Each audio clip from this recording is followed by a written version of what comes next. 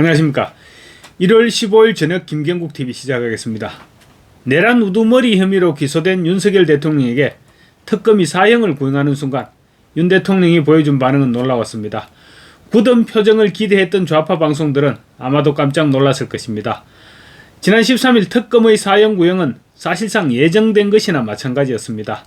내란 혐의로 선고 가능한 형은 무기검거와 무기징역 그리고 사형 세 가지가 전부입니다.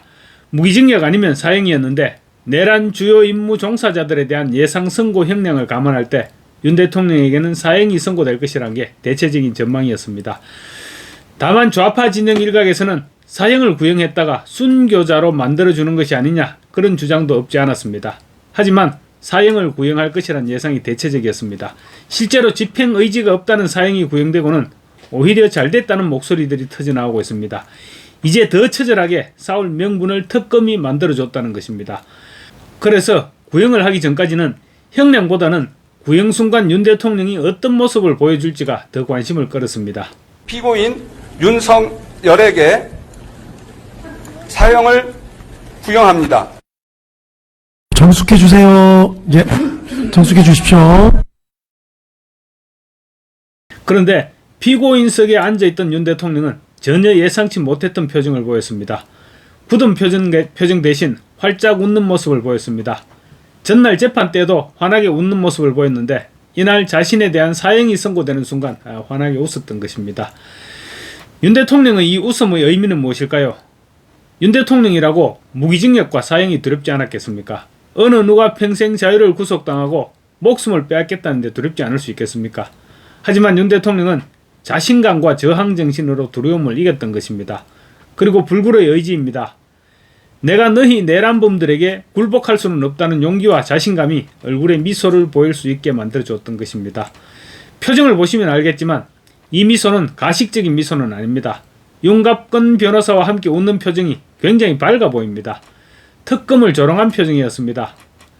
나도 30년 가까이 검사 생활을 해봐서 잘 안다. 이렇게 명백한 사안에 대해서 사형을 구형하는 너는 부끄럽지 않느냐 이런 조롱이었습니다. 의의가 없다는 헛웃음이기도 했을 것이고 또 정면 도전이기도 했습니다. 그리고 박억수 특검보 뒤에 있는 조은석 특검 그리고 그 더 뒤에 있는 이재명과 민주당 세력에 대한 조롱이자 정면 도전이었습니다. 또 윤 대통령은 시종일관 이재명과 민주당에 대해 내란몰이 세력이라고 표현했습니다. 내가 지금은 이렇게 너희들에게 잡혀있지만 이게 분명 끝은 아닐 것이다. 이런 자신감도 담겨있는 말투이자 표정이었습니다. 특검의 구형에 이어진 윤 대통령의 최후 진술을 들어보면 그러한 자신감이 잘 드러나고 있습니다. 비상계엄은 헌법에 명시된 대통령의 비상대권이라는 확고한 신념을 가지고 있기 때문에 웃을 수 있었던 것입니다. 윤 대통령의 최후 진술 마지막 문장이 그것입니다. 대통령의 국가긴급권 행사는 내란이 될 수 없습니다. 그리고 이어진 말은 선처를 부탁한다가 아니라 재판부의 현명한 판단을 부탁한다는 것이었습니다. 권력을 위해서는 무엇이든 하는 저들을 간파하지 못했고 숫자에 밀려서 졌지만 절대로 마음으로 굴복할 수는 없다는 표현이었던 것입니다. 그리고 박억수 특검보가 사형을 구형하면서도 버벅거린 데서 드러났듯이 사형 구형은 내란몰이 세력의 극단적인 자기 고백 정도로 받아들였을 수도 있는 대목입니다. 특검은 시종일관 말도 안 되는 엉터리 주장을 사형 구형의 구실로 내세웠습니다. 특검 수사관들이 내란이라는 결론을 정해놓고 짜맞추기로 진술을 유도했고 거부하면 입건과 구속으로 압박했다는 사실이 노상원 전 정보사령관의 법정 진술로 모두 폭로됐습니다. 재판부가 모든 사실을 들어서 알고 있는데 특검은 끝내 사형을 구형했으니까 헛웃음이 나올 수밖에 없었을 것입니다. 윤 대통령은 특히 병력 규모와 무장 상태, 국회 활동, 국회의원들의 활동 보장, 그리고 계엄 해제 과정 등을 구체적으로 설명하면서 이것이 내란이라면 대한민국 헌법은 이미 사문화된 것이라고 말했습니다. 실탄 없는 소수 병력, 국회의 계엄 해제 요구를 적극 수용한 대통령, 그리고 스스로 해제 담화를 발표한 최고 권력자를 내란 수괴로 처벌한다면 앞으로 어떤 대통령도 국가 긴급권을 행사할 수는 없을 것입니다. 그동안의 재판 과정을 통해 내란의 요건인 폭동도 없었고 국헌문란도 없었다는 사실이 모두 확인된 마당에 그럼에도 불구하고 끝내 사형을 구형한 것은 이 재판이 그만큼 정치재판이라는 사실을 자인한 것이나 다름없는 것이기도 합니다. 공소장에 내란죄라고 제대로 적시하지도 못하면서 무슨 사형을 운운하느냐 이런 지적이기도 합니다. 노상원 전 정보사령관에게 징역 30년을 구형한 것은 그야말로 코미디입니다. 특검은 최초 노 전 사령관을 참고인으로 소환했습니다. 그래서 그 유명한 노상원 수첩을 자기들 마음대로 해석해서 노 전 사령관에게 그대로 진술해 줄 것을 요구했습니다. 이 요구를 거부하자 갑자기 참고인에서 피의자로 둔갑시켰습니다. 그리고 노 전 사령관이 윤 대통령 재판에 증인으로 출석해서 거짓 진술 요구와 법이 통과되지도 않은 시점에 홀리바겐을 시도했다는 사실을 폭로했습니다. 그 후 구형된 형량이 징역 30년이었습니다. 참고인에서 징역 30년으로 바뀌었습니다. 윤 대통령의 헛웃음은 자신감의 표현이기도 합니다. 그는 헌법재판소 결정문 일부를 인용하면서 현재조차 자신이 국정마비를 타개해야 한다는 책임감을 느꼈을 것이라고 인정했다고 강조했습니다. 헌법재판과 탄핵심판의 판단 기준은 다르지만 이를 근거로 헌법재판소에서도 적어도 동기는 이해받았다고 자신한 것입니다. 사형이라는 최고형이 오히려 법정 밖 국민에게 이 사건은 형벌의 문제가 아니라 체제 선택의 문제다라는 메시지를 던졌을 것이라고도 본 것입니다. 또 하나 간과할 수 없는 대목은 정치적 계산입니다. 사형 구형은 특검에게는 강경함의 상징이 될지 모르겠지만 윤 대통령에게는 순교서사의 재료가 됩니다. 그는 스스로 주권자를 깨우기 위해 비상벨을 울린 대통령으로 규정했습니다. 이 프레임 안에서 사형은 범죄에 대한 응보가 아니라 체제 수호자를 향한 정치적 응징으로 재해석됩니다. 웃음은 두려움의 부재이자 그 서사를 받아들일 준비가 됐다는 신호라고 한미일보 조정진 칼럼이 얘기하고 있습니다. 윤 대통령에 대한 사형 구형은 법적 미비성으로 보수진영 일각에서는 지귀현 판사를 향해 무죄를 선고할 것이 아니면 차라리 사형을 선고하라는 주장도 나오고 있습니다. 이처럼 명백한 무죄에 대해 유죄를 선고할 것이면 사형을 선고할 용기가 있는지 한번 보자는 것입니다.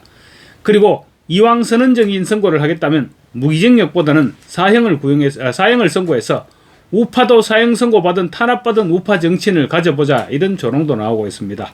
김행범 부산대 명예교수가 SNS에 올린 조롱 가득 찬 글을 소개해드리겠습니다. 최선의 결과다. 탄압받은 정치인 사형재판의 예를 우파도 가져보자. 어느덧 이 나라 사법체계의 보편적 골간이 되어버린 무슨 특검이 국민통합 운운 자비를 시사하며 어중간하고 구질구질한 수년짜리 징역형 구형으로 나올지를 가장 우려했다. 잘했다. 이런 행패 재미보자고 만든 특검이었지 않나. 대통령의 고유권 아닌 계엄권의 짧은 행사로 아무도 죽은 자도 대단한 피해도 없는 상황을 단지 좌파의 정치 역전 계기로 삼아서 내란으로 몰고 가 사형을 구형하는 나라라면 이따위 영토를 흔쾌히 버리겠다는 명분도 우리는 이제 당당히 세울 수 있다. 좌파는 수십 년 전 사형 선고를 받은 좌파 정치인을 반정부 투쟁의 상징으로 삼고는 항공기에 몸을 숨겨 미국으로 밀항하고 잠수함으로 이북을 오갔다.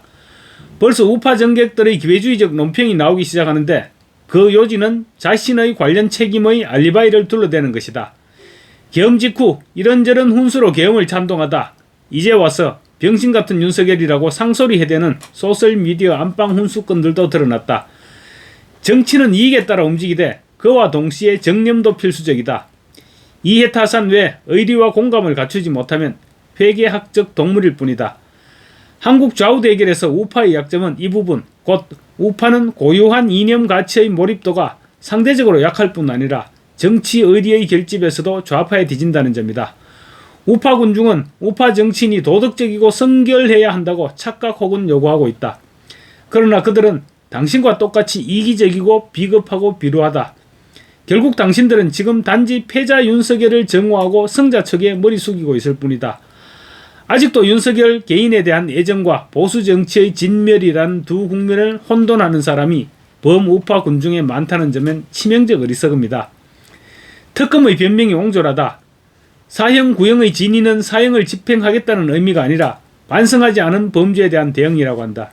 지엄한 특검이 내리는 구형이 이리 가벼운 주관이고 꼭 죽이자는 뜻이 아니라면 죽여달라고 요청한 사형 구형의 엄중한 권위는 어디에서 찾나? 정말 꼭 죽일 정도는 아닌 걸 사형이라고 덮으시었던가? 바라건대 윤석열 정말 한번 죽게 만들어달라. 우파도 좌파 폭력의 생생한 상징을 하나 갖고 싶다라는 글입니다. 전효옥 전 의원도 윤 대통령이 사형이 구형되자 웃었던 것은 희대에 남을 블랙 코미디라고 생각했기 때문일 것이라며 오히려 잘됐다. 사형을 구형하는 개특검과 끝까지 싸워보자. 이 처절한 전쟁에서 홀로 외롭게 싸웠던 윤석열 대통령과 이제는 함께 합시다라고 외쳤습니다. 윤석열 대통령이 억수로 재수 없어 보이는 박억수 특검보의 사형 구형에 웃을 수 있었던 것은 아마도 헌법 77조 1항 때문이었을 것입니다. 77조 1항에는 대통령은 전시, 사변 또는 이에 준하는 국가 비상사태에서는 공공의 안녕과 질서를 유지할 필요가 있을 때는 법률이 정하는 바에 의하여 계엄을 선포할 수 있다라고 명시되어 있습니다. 그런데 지금 한국의 좌파는 언론과 사법 기득권 세력과 손잡고 윤석열의 비상계엄은 곧 내란이라는 결론을 먼저 내려놓고 재판을 시작하기도 전에 아예 처음부터 내란 우두머리로 몰아세웠습니다. 무죄 추정의 원칙은 윤 대통령에게는 허용되지 않았습니다. 반면 대법원에서까지 유죄를 선고받은 이재명은 여전히 무죄 코스프레를 하고 있습니다. 더 웃기는 것은 국민의힘이 비상계엄은 대통령의 헌법상 고유권한이다라는 말을 하지 못하고 있다는 점입니다. 오히려 국민에게 사과를 하는 말도 안 되는 일이 벌어지고 있다는 것입니다. 이재명이 비상계엄을 선포했다면 과연 어떤 일이 벌어졌을까요? 두말할 필요도 없습니다. 비상계엄으로 물리적인 충돌이 벌어졌었다고 하더라도 민주당은 이재명을 끝까지 보호했을 것입니다. 그게 지금 권력을 잡고 있는 세력과 권력을 빼앗긴 세력의 차이점입니다. 이러니 어찌 윤 대통령이 헛웃음이 터져나오지 않을 수 있겠습니까? 12월 19일 오후 3시 윤 대통령의 내란 우두머리 혐의 1심 선고가 내려집니다. 그날은 정말로 활짝 웃는 날이 되었으면 좋겠습니다. 감사합니다.